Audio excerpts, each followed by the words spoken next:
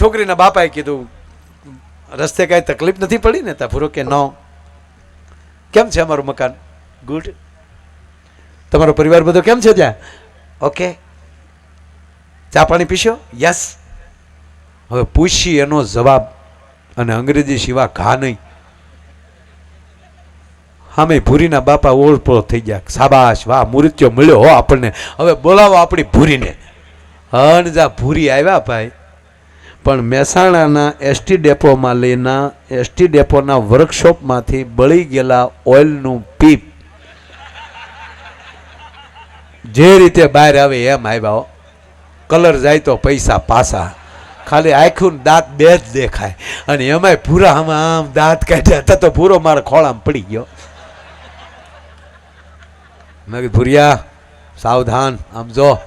તા ભૂરો હું કે ભાગું તો માલી ભોમકા લાજે.